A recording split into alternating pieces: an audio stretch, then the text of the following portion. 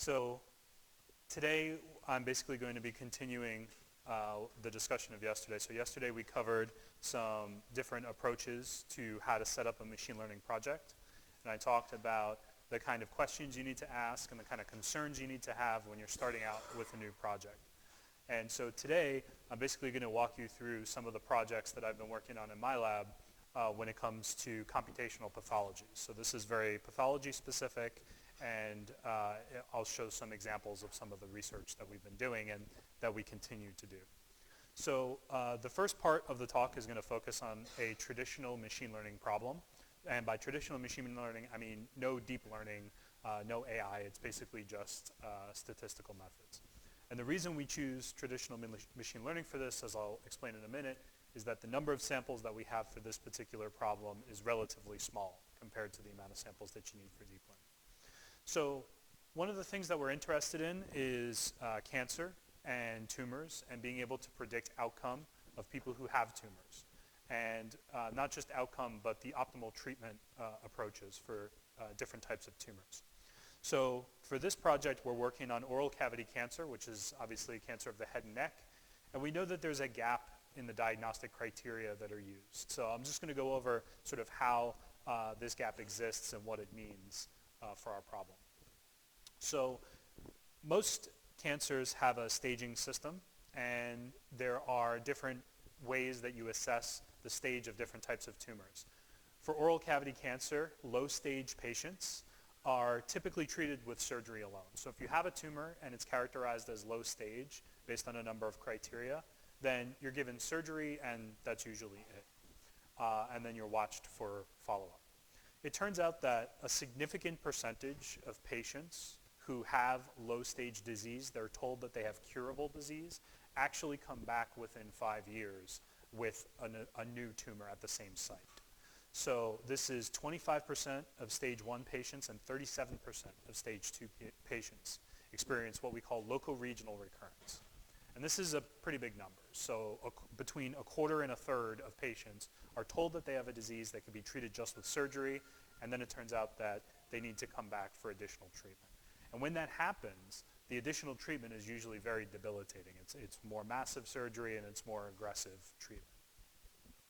So this goes back to the problem statement that I started off the lecture yesterday talking about, right? So the problem statement is that there's a significant percentage of patients for whom staging alone fails to identify that they're actually high risk. So there's a difference between the stage of the tumor and the risk of the patient for experiencing recurrence. And so this is the problem statement that we want to address. So then we get into how is this problem addressed currently? Right? Without machine learning, without image analysis, how do we address this issue currently? And the answer is there's a histological risk model that's been created that combines different characteristics, perineural invasion, which means the nerves in the tissue sample that have tumor growing around them, which is an indicator of aggressive tumors, lymphocytic host response, so whether your white blood cells are responding and attacking the tumor, and what we call the worst pattern of invasion, or the architecture of how the tumor is growing through the tissue. If you look at these different characteristics and you characterize them into different types, they can be assigned different numbers. And higher numbers here is a greater risk of experiencing local regional recurrence. And so this is a really important way of addressing this problem. And using this method, by looking at images of tissue under the microscope, we can predict, even though the patient was low risk, they're actually, or low stage rather, they're actually at high risk for experiencing recurrence. This is from the paper that established the histological risk model and showed that if you, again, these are those survival curves I showed you yesterday, and if you break patients out in terms of their risk, you can actually predict the probability or the number of patients who are going to experience death by all causes and disease progression. And these are statistically significantly different. So you can actually group patients together using this risk category and determine what their outcome might be. And this works for local regional recurrence, so they're getting tumors at the same site, and also disease-specific mortality, which means they passed away as a result of the disease. So this risk model actually works to be able to identify these patients. And this is assessed by the pathologist under the microscope after the tumor has been resected, right? So the question here is not whether or not a patient has a tumor. We know that. We actually took part of the tumor out of them. We're cutting it up and looking at it under a microscope to try and assess how aggressive that tumor is, how likely the patient is to experience local regional recurrence. Okay? And when we look at those three different criteria, so we look at the tumor attacking nerves, we look at the presence of white blood cells, and we look at the pattern of the tumor growing through the tissue, we actually see that that last one, the pattern of invasion, is most strongly correlated with outcomes. So if we had to look at one of those three criteria, the pattern of invasion is what drives the different groups. So that's what we're going to focus on for the rest of the study, is being able to characterize how the tumor is growing into healthy tissue. So here's an example of one of those images. So this is an H&E stained tumor resection. This is a patient who had cancer. The tumor was resected from the patient. It was sliced, put on a glass slide, stained with hematoxylin and eosin, and that's what you see here. And these regions right here, which are the highly cellular regions, are the ones that represent the tumor area and tumor growth. So this is not normal growth. This is actually tumor growth. This is all stromal response. And this arrow here is pointing to one of the features of the risk model and the pattern of invasion, which is the presence of tumor satellites. So you have the main tumor here, and then you have these little pieces of tumor that have broken off and are now moving through the tissue into the healthy areas. And here's a close-up of what that might look like. Okay? So this is a piece of tumor that is what we call convincingly separate from the main tumor. And when you see these satellites, it's an indication that the tumor is aggressive and potentially trying to migrate through the tissue, which could lead to new tumors in the future, or could even lead to metastasis, which means that the tumor is going everywhere throughout the body. Now that was a pattern 4, which is an aggressive pattern. This is pattern 5, which is even more aggressive. And in a pattern 5, you have, again, you have normal healthy tissue in here. You have, this is a mucosal layer of tissue, which means it's on the outside of the tissue section. You have lymphocytic response over here, so all these little black dots are your immune system cells that are attacking the tumor. And then you have a satellite that's way, way out here. So if this is the main tumor and this is the satellite, the distance between these two is characteristic of a pattern 5, which means this is an aggressive tumor that's trying to break away from where it's currently growing. So we want to be able to capture this, and we want to be able to use this to predict the risk that this tumor is going to experience progression. So even though the histological risk model was published and clinically validated and it works, we believe that it can still be improved using computational analysis. So this gets down to our machine learning task. So the histological risk model can be extended through computational pathology. It would provide a robust and automated method for tumor assessment at relatively low cost. If the computer can do it, then hopefully the computer can screen a number of these slides to identify the risk of a number of patients very quickly. We can generate more accurate cut points through quantitative analysis rather than the current cut points, which are observed by eye and sort of established through the clinical study. We can generate accurate cut points by trying all kinds of different variations on the different cut points that we have using quantitative image analysis. And we can also visualize structural data and the architecture of tumor growth using computational representations. And I'll show an example of that later on. But basically what this allows us to do is create 3D models of the tumor architecture so that we could study how the tumor is growing in 3D. Because those H&E tissue sections are just a 2D tissue slice. So our hypothesis, or the machine learning task, is that computational tools can be used to predict tumor progression using quantitative architecture features. So that's what we're going to try and do through a combination of image analysis and machine learning. So again, after you establish the problem and you identify what it is you want to do, you have to look at your data, right? That's the other big thing. So here's an example of the type of data that we're interested in working with. This is what we call a whole slide image. So this is the same as the glass slide that you would collect from a patient and look at under a microscope. These are hematoxylin and eosin stains, so there's no immunohistochemistry there for those of you who are familiar with that type of stain. This basically stains all the cells, and we're interested in looking at these tumor regions. We scan this in at 40x magnification, so this gives you an idea of when you look at the pixels of the image, how much physical space is occupied by each pixel. Each pixel in these images is 0.25 microns. Right? So if you want to get a sense of how big that is, a cell is about 10, or a nucleus rather, is about 10 microns, and each pixel here is 0.25 microns, right? So we get pretty good resolution. This is actually, 40x is typically the maximum resolution that you would look at if you were a pathologist trying to understand this image. And in terms of computational size, in terms of the volume of data, these images uncompressed are about 8 to 12 gigabytes per slide. And again, just to give you a sense of perspective, a single patient could have maybe 10 of these slides taken as part of their study. And then you have potentially hundreds of patients that you're looking at per year. So this is a pretty big volume of data that you need to work with. So to make the problem a little bit easier, to sort of cheat a little bit, one thing that we did was we went in and cropped out regions of interest from those whole slide images. So rather than start with the very difficult problem of trying to isolate the tumor regions and find the worst pattern of invasion, we said, let's just grab the pattern of invasion that we think looks the worst in each image. And this gives us a set of pattern 4s and a set of pattern 5s. And we know, this is the label that we're trying to predict. We know which of these patients were classified as pattern 4 and pattern 5 based on their pathology records. Okay? So we have the label and we have our data. This means that we have a supervised classification problem.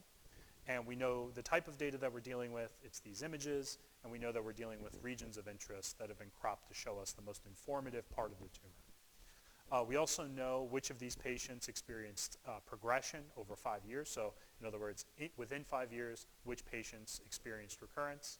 And we also know which patients experienced metastasis, which means there were tumors that appeared in other parts of the body, particularly the lymph nodes.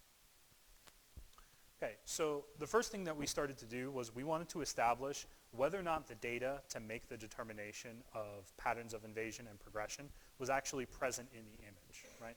If the ability to recognize progression is not within the image, then no amount of machine learning is going to create that ability. So what we started doing was we started hand annotating these tumors. And this goes back to what I said yesterday. The data that you use for your projects is the most valuable part of the projects that you do, because the algorithms are out there, they're freely available. But the data itself, being able to generate data at this level of precision and having an expert sit down and tell you where your tumor satellites are and where your main tumor boundaries are, that's extremely valuable. So what this allows us to do first is it creates a baseline of the type of features that we can extract, right? So we want to quantify the arrangement of the tumor using this as a map. And then number two, it provides a set of training data that we can use to train an automated segmentation algorithm that I'll show you in a little bit. So these annotations actually serve two purposes in that respect. So just for illustration, just so that you can see the difference in the classes, here on the left is an example of a pattern 4. These, the black regions here correspond to tumor satellites, and the green regions correspond to main tumor regions. And the satellites in this image are all pretty well clumped together, and they're pretty close to the main tumor. In pattern 5, you have tumor satellites that have migrated pretty far away from the main tumor, and they're more dispersed. So the pattern of invasion is very different in these types of tumors than it is in these types of tumors. So what we want to do through computational analysis is we want to take these annotations and extract something from them that allows us to separate these out so that we could build like those histograms that I showed you yesterday that differentiate between these two classes. So the way that we decided to do this, we looked at the literature, we looked at how other people are approaching this problem. I have some experience using these types of features in identifying patterns of cancer growth. And so we went with what's called graph-based architectural features.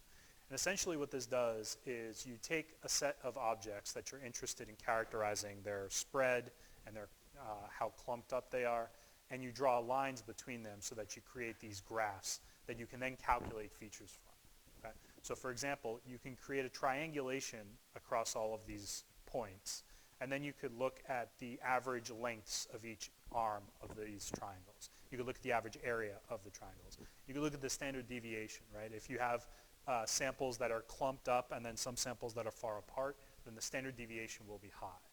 Okay. So it gives you a sense of the types of features and the types of analysis that you could do with these types of annotations.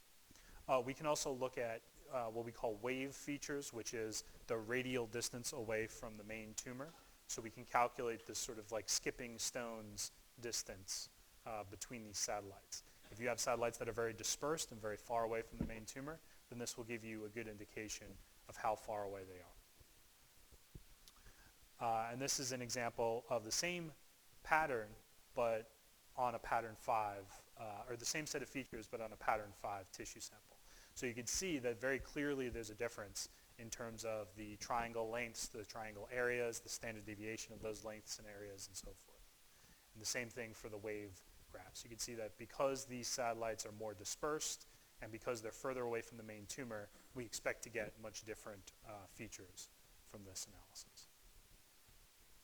So when we look at the features, we were a little bit surprised to see that the pattern of invasion actually wasn't we weren't able to capture a pattern of invasion as defined by the histological risk model as well as we thought. Here is what we call a confusion matrix, which means everything in the top row was a pattern 4 according to the pathologist. Everything in this column was classified as pattern 4 by the classifier. So the classifier mistook a lot of pattern 5s as pattern 4. And similarly, there were 9 cases that were actually pattern 4 that the classifier thought was pattern 5. But when we start to look at other indications for these patients, like tumor progression, we started to see a little bit of a different pattern, right? So it sort of shifts, and this here is one of those scatter plots that we were looking at yesterday, where we expect to see that points of the same color should all sort of clump together. Now this is tumor progression, which means whether or not the patient experienced local regional recurrence. And this is what happens when we look at occult metastasis. And we have fewer patients that have occult metastasis, and we actually get some no metastasis patients in the metastasis group, but these clump out kind of nicely. So this gives us some idea that we're doing something that is predictive for this tissue sample. But the problem that we're running into is that the amount of data that we have for performing this analysis is still very small. So one of the things we would like to do is automate the process of extracting these graph-based features so that we don't have to have somebody sit by hand for hours and trace out the boundaries of these tumors. So then we started looking at deep learning as a way of doing this type of segmentation. Okay? So deep learning is essentially an extension of neural networks. Neural networks have been around for a long time, and deep learning has been around for about 10 or 12 years now. So I'm not going to go too much into detail about the exact methods, but I'm going to talk a little bit about how we use this for tissue mapping and then some of the extensions that we've done for our algorithms. So the big difference between deep learning and traditional machine learning is that traditional machine learning uses what we call handcrafted features, which essentially means that we identify some characteristics of the data that we want to quantify, we extract them, and then we put those features into a classifier. Deep learning essentially uses the image data itself as the feature set. So rather than calculating something from the data and trying to classify based on that, we actually try and classify just based on the raw data itself. And the intuition there is that human beings can look at the image and tell you what's there. So theoretically, a computer should be able to do the same thing. We don't actually calculate graph features and so forth. We actually just look at the pixels and say, yes, this is a tumor and this is how far away it is. So the implication is that deep learning can do the same thing. It's not a new idea, but it had become more practical in the late 2000s and early 2010s, mostly due to the fact that for natural images, like things you can take pictures of with your cell phone, there's large amounts of well-annotated data that's been available to push deep learning forward. So pictures of faces, for example, we started taking pictures of faces with our cell phones in the late 2000s, uploading them to Facebook and Google, and they were able to drive a lot of the research that went into deep learning. Also, the availability of commodity level, highly parallel hardware like GPUs made it very feasible to do this kind of research at scale. So GPUs are essentially better than CPUs at doing the kind of parallel processing you need to do to train these deep learning models. So they're highly available, or they became more widely available in the 2000s. So that drove the research. And then some innovations in architecture design like convolutional neural networks, a type of deep learning that allows us to do segmentation. Again, I'm not going to go too much into detail about the exact method, but I will say that the goal is to create an annotation or a segmentation that looks similar to the hand annotation. So what we want to do is essentially replace manual annotations with deep learning. And the implication is that patient data sets are small, and therefore we want to use traditional machine learning for that. But pixel data sets, assigning labels to each pixel according to what type of class of tissue they are, is very dense. So each image can provide you with tens of thousands of training samples. And so we're interested in using deep learning for doing segmentation. We use a type of convolutional neural network called a semantic segmentation network. And basically what this does is instead of assigning a class to an image, it assigns a class to each pixel in the input. So at the input on this left-hand side, you give it an image, and then it passes through a number of filter operations, and then after the filter operations, the result is upsampled, and you end up with a segmentation where each pixel now is receiving a label according to what class the neural network thinks that it is. And this is an example taken from one of the early deconvolution neural network papers. So just to skip to the end, one of the things, or some of the examples that we got. So we're still training this network. We're still working on smoothing out the results. But this here is the ground truth map for this image. You can see that there's about 5 classes that we're interested in classifying now. And based on the learning that we did, this is a holdout testing set, and this was the kind of segmentation that we got. So it's a little bit too aggressive in looking for tumors. It finds basically a lot of tissue regions classified as tumor. But more or less, if I switch back and forth between these two, it does pretty good at figuring out the stroma and the background, and it does identify the lymphocyte regions. It just also gives you a lot of this tumor area as well. One thing I want to point out about these images is that they look very noisy to us because they're not as smooth as our hand annotations. And the reason is that the computer is able to spend its time looking at each and every pixel in the image to try and identify what class it is.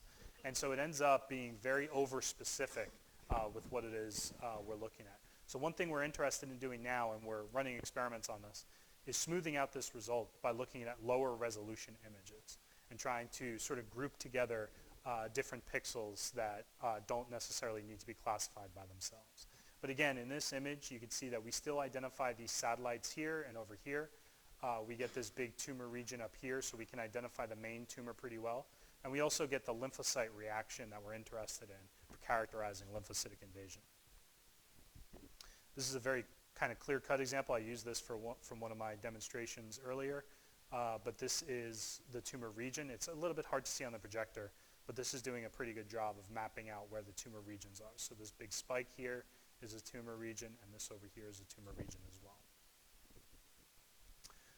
This is an example where it picked up a lot of these sort of keratin pearls over here. So these are architectures or structures that we see sometimes showing up in these tumors. And so the green characterizes this type of structure. It's a little bit more complex of a structure because it has, it covers a larger area. So this is another reason that we're interested in looking at different resolutions to try and see how well we can classify these images. And this is one where in the original image there's just a ton of lymphocytes everywhere. So the lymphocyte reaction, the host reaction is very strong, and so the classifier kind of goes a little bit crazy with segmenting everything as lymphocytes. It's not inaccurate, but it is being overly precise with how it's assigning classes to each one of the samples. So the goal is we're going to keep training this and we're going to keep refining it. And what we hope is that we'll be able to extract those architecture features from these images just as well as we could with the hand annotations. So that's something that we're working on. One thing I did with our microscopy core is I put together, I think it'll play automatically, hopefully. Yeah. So I put together a video. When you're looking at a tissue sample under the microscope, it will actually classify the video that you take. I have to admit this is not running in real time, so it's not running inference real time because the system wasn't set up for that. But we essentially took a video, took all the frames, ran them through the segmentation, and this is what it looks like. So the hope is that at some point in the future, we'd be able to design a microscope that would run in real time and actually project the results of classification as the person is moving the slide around, so that they could look for hotspots, so they could look for interesting areas while they're actually examining their patient. So we think that this is pretty powerful. We put in a grant a while back that sort of divides up these different tasks and just kind of illustrates the workflow of how we see this working in a big multi-institutional environment. So by establishing first that the information for making predictions on patients is present in the image, we then go in and train our classifier to segment the images and provide those architectural features for us on demand. And then we would essentially collect data from a number of different sites around the country and around the world, perform our classification, and then evaluate those outputs according to different sites. This is really important for ensuring that our system is going to be robust to different variations at different clinics. And so we're interested in doing this. This is currently under review at the NIH in the US.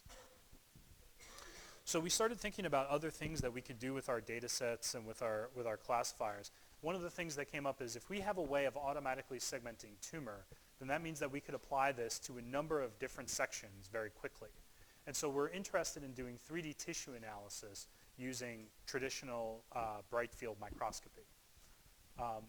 So when we talk about satellites in the context of patterns of invasion, one of the questions that always comes up is, well, how do you know that something is a satellite and not part of the main tumor? And the reason we have to ask this question is that when you look at a single tissue section, you're just getting one 2D slice of everything that's going on. But as you probably know, tumors grow in 3 dimensions, not just in 2 dimensions. So how do you know that a satellite is separate from the main tumor? So what we'd like to do is reconstruct the 3D tumor interface, which would give us a more accurate representation of the invasive patterns that we see. It could provide additional features to help predict growth and recurrence.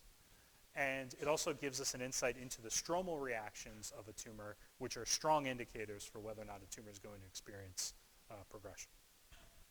So we built a data set of serial sections. So in this case, we have a tumor that was resected from a patient. And instead of just taking a few slices from it, we actually go through like a bread slicer and just slice each section of the tumor. And each of those slides is then arranged in order that it was sectioned in. Those slices are then registered in a pairwise fashion so that we get each slice registered to every other slice in the data set so that we can basically reconstruct the tumor from that stack. And then we run our classifier and try to identify the tissue, or rather the tumor pixels in each one of those images. And so this is a video that kind of shows what that process looks like. So this is the registered H&E stack on the left, and this is just the cancer class on the right. And so the idea here is that just using bright field microscopy, you can see how the tumor architecture is changing as you move through the tumor section. Now, there are other ways that you can get 3D tumor architecture. If you were doing a study, you could take the tumor section, you could clear it, you could do 3D microscopy, which would be higher resolution. But this gives us the ability to do this kind of analysis using just bright field microscopy so that we don't have to use more advanced or more complex microscopy techniques. Since we have a 3D model, we can actually visualize it in a different way. So what I did here is I created a mesh of the tumor regions, and I assigned each section of the mesh to a different color. So the biggest mesh region in the image was given blue, and the satellite regions, or the regions that were actually disconnected from the main tumor, were given green. And so we end up with a 3D model that we can look at and try to understand the relationship of satellites to the main tumor. So the idea here, one of the things that I found interesting about this model is that some of the satellite regions, some of the disconnected regions, actually appear inside or very close to the main tumor. And if you had looked at a single 2D section, you might think that it was connected in some way, but we can actually see that these regions are disconnected. So we haven't done much more than just generate these models yet, but what we want to do is extend the histological risk model to 3 dimensions rather than just 2 dimensions. And we think that this will give us more predictive power. Because we can do this registration and we can look at these serial sections, we could also look at immunohistochemistry for structural analysis. So we have some of this data which has H&E samples and then adjacent immunohistochemistry. And the immunohistochemistry is different because it specifically targets certain cells that are expressing particular proteins. This means that we could look for cells that are indicative of cells that are trying to migrate or cells that are contributing to angiogenesis. And we can basically now, with the registration, we can map one of these onto the other. And that allows us to look for both structural patterns as well as biochemical patterns. So now we know not just what the structure of the tumor is, but what the tumor is actually doing at those locations. So maybe it's not just the pattern of invasion, but it's also the type of cells that are in that pattern that make a difference between whether a patient goes on to experience progression or not. So this is something that we're very interested in looking at in the future. We only have one patient for which we've acquired this data set from, so this is really just pilot data, but this is something else we're looking at. One of the things with deep learning that people talk about a lot is interpreting how deep learning works and how AI actually works. And so training and interpretation is really important. And so I'm just going to run through a few of these because of time. I'm just going to look at a few of these to give you an idea of how these algorithms actually work in terms of training. So you'll often hear that machine learning and deep learning is a black box, that you put something in and you get something out, you don't really know what's happening in between. The reality is that it's not a black box, it's a really clear box that's very, very complicated, because you can actually open up a deep learning network and you can look at everything that's going on in between the inputs and the outputs. The problem is tracing a particular error back through all these layers becomes very, very confusing and difficult to do. So being able to interrogate the network with different types of samples, being able to investigate why particular errors happen, is how people get around this, what we call the interpretability problem of deep learning. This is really important for things like healthcare. If you are making life and death decisions based on the output of these algorithms, you need to be able to explain what it's thinking and why it's giving you the answers that it's giving you.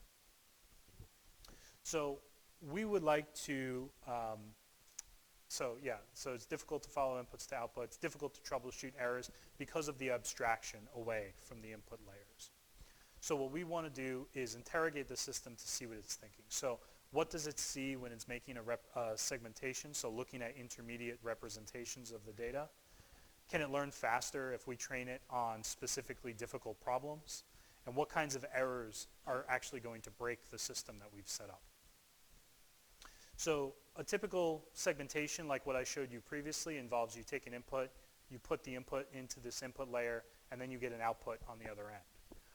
But what you can actually do is look at each of the individual data computation layers and see which parts of the image are contributing to the classification decisions that it's making.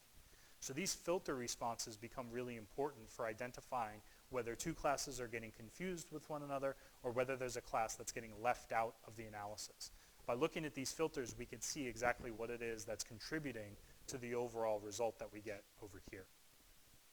So this is something that we've done, and actually my chair in the Department of Pathology says that a lot of these images reflect different tissue types that he knows about from his experience as a pathologist, but that if he had learned pathology looking at these types of images, he'd have a very different understanding of the data that he looks at every day.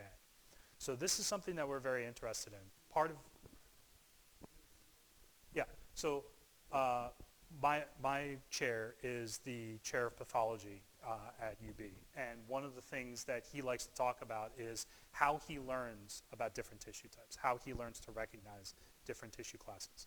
So typically this is done under a microscope. You just look at a bunch of these samples and you start to get a feel for these different tissue types that you learn about in class. What he has said after looking at some of these images is that if he had looked at these types of representations when he was a medical student, he would have a very different understanding of his data, a much more thorough understanding of his data than he does today.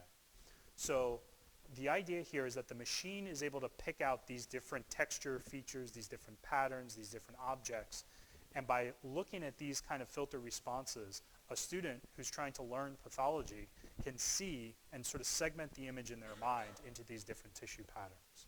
And so one of the things we're interested in doing is in our pathology courses, actually introducing these types of representations when they're learning about different tissue structures. Another way in which we think about this as a training problem is in this process of what we call active learning. So one of the issues that we have is the amount of training data that you need to train a system is usually very high. And for deep learning, it's even more exaggerated. Traditionally, the way that these networks are trained is through a process of random learning, where we essentially randomly sample our data set, like I showed you yesterday, and we annotate all the data that we can within that random sampling. Active learning takes a different approach, where we start treating the AI as though they were a real human student, where we train them a little bit, and then we give them a test. And then we see what they did poorly on, and we only retrain them on the things that they got wrong, right? It would be really inefficient if you guys are taking an exam, and then you get some questions right and some questions wrong, and then you sit down to study, and you're just opening the textbook to a random page and start reading. That's not really an efficient way to learn the material. You want to focus on the things that you got wrong. So active learning takes this approach for machine learning. So the idea here is that we take a small amount of data, train a bootstrap system, and then evaluate that system and go back and retrain it on the samples that it got wrong. The goal here is to achieve higher performance using the same number of samples, or conversely, using fewer samples to hit a target level of performance. So this is the flow chart. I'm not really going to go through it in detail, but essentially it's what I just mentioned. Over here is the feedback loop where it's being retrained. It then reevaluates on new data. We find the things that it made mistakes on, and then we retrain it on those mistakes, and we keep this process going. And all of this here is where the human pathologist has input. So this is part of our keeping the human in the loop of the machine learning process and seeing what the AI is doing, looking at those filter responses, and re-annotating data to make it better. What we end up seeing is that in random learning, if we take an image and we ask it to classify, tumor and stroma, random learning kind of jumps around. At first it says that everything is tumor, then it says that almost nothing is tumor, then it gives us this sort of big cloud. When we do active learning, what happens is it starts out with the same bootstrap data set. We're only training it with 1 or 2 images. So it gives us the same noise at the beginning, but then the noise slowly resolves to the actual tumor regions that we see. So here, here, over here, and over here. So active learning starts to learn much more quickly where the contours of the structures are, rather than jumping back and forth between different classes. And when we look at the filter responses, we see that the classifier is also more certain in the classification. So this is the activation layer for random learning, whereas this is the activation layer for active learning, where the active learning is much more certain about the class of tumor. If you look at this blob over here, which is a tumor region, over here, it's not as certain, and there are other things that interfere with it. So this is just by choosing our training samples appropriately and choosing them intelligently, we can actually improve both the accuracy and the certainty of the system much more quickly. One thing to be aware of, one of the reasons that I keep talking about this feedback loop, I talked about it yesterday, and it's important here for constantly keeping an eye on what the machine learning algorithm is doing, is that sometimes your classifier can fail for reasons that are not necessarily intuitive. So small changes in your image can dramatically affect how these algorithms work. It's easy to get, to read the articles and to think that deep learning is always the right answer for everything and that it always does 100%. But in our case, what we noticed in one of our experiments is we took our serial sections and we were running our classifier on them, and it turns out that sometimes the classifier doesn't do so well. So here's an example of what I was talking about before. So that 3D serial stack that I showed you on the previous section. Here are 2 samples that are adjacent. So these sections are 6 microns thick, so they're just 6 microns apart from one another. They were cut on the same machine. They were stained and fixed to the glass slide by the same person on the same day using the same batch of chemicals. But when we ran our classifier, we noticed that there were very different responses for the segmentation.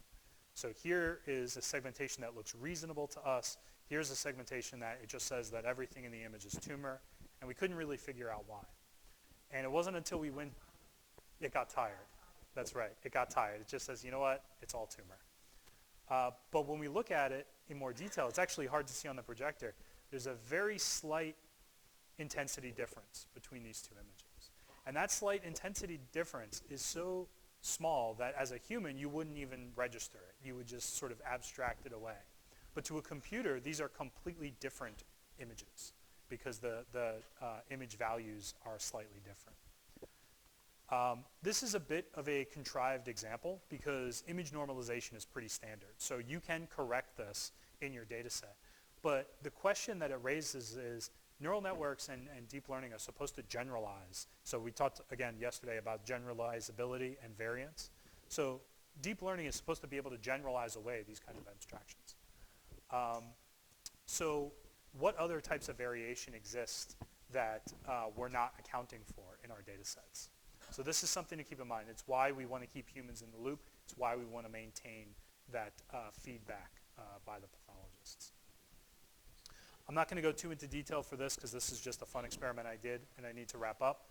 But we looked at generative models as well. So people are interested in GANs.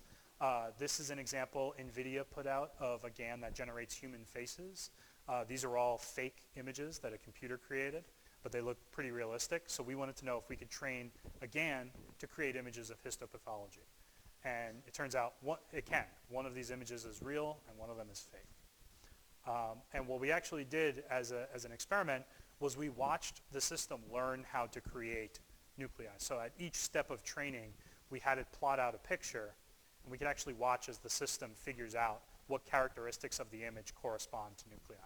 So very quickly, it figures out the colors, and then it tries to figure out that there are these circular regions, so it starts to create a nucleus down here, and then slowly, as it learns to train more and more, the nucleus looks much more realistic. What's interesting about GANs is because they use a latent space and because they can generate an infinite amount of variability, people are interested in using them to create training samples for things like nuclei segmentation. So we just created a bunch of these images in a montage to see if we could create realistic looking nuclei of all different types. And it turns out that we can. Hopefully this will play. Yeah. So this is learning to create different types of nuclei over time. And after training for a little bit, it actually gets pretty realistic. Now, I'm not sure if you can use these as training samples. I was talking to a few of you yesterday about whether or not these would be valid training samples. I'm still skeptical of that. We haven't done the experiment yet to see how well this does at actually picking out real nuclei, but it's something to look forward to. Okay, so I want to end by a discussion that I usually have with people who ask this question. They've been asking this question for a long time, whether AI and machine learning more generally is at risk for replacing pathologists. And this is a big problem because automation is a very big danger for a lot of different professions. And in fact, when you look at a report on whether or not different jobs are at risk for automation, healthcare and health support are somewhere in the middle in terms of automation risk.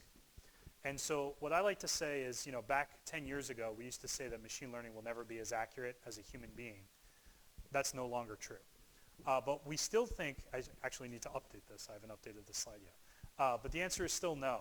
I don't think AI is going to replace pathologists because machines don't yet adapt to real-world information the way that human physicians do. They have to be trained. They have to be trained by someone else who's programming them. And the value of physicians is not in being robotic. We actually had this discussion recently for our curriculum where we said that some students are memorizers and some students are thinkers. And we said, well, the students that are memorizers are going to be automated away because you can't memorize more than the computer can. But if you can definitely think better than a computer can. So this is where the value of human doctors really comes in. And machines can't accept responsibility for what they do. So that's another big important difference between human beings and human physicians and machines. So that's pretty much it. These are all the people that do all of the actual research in my lab. And thank you.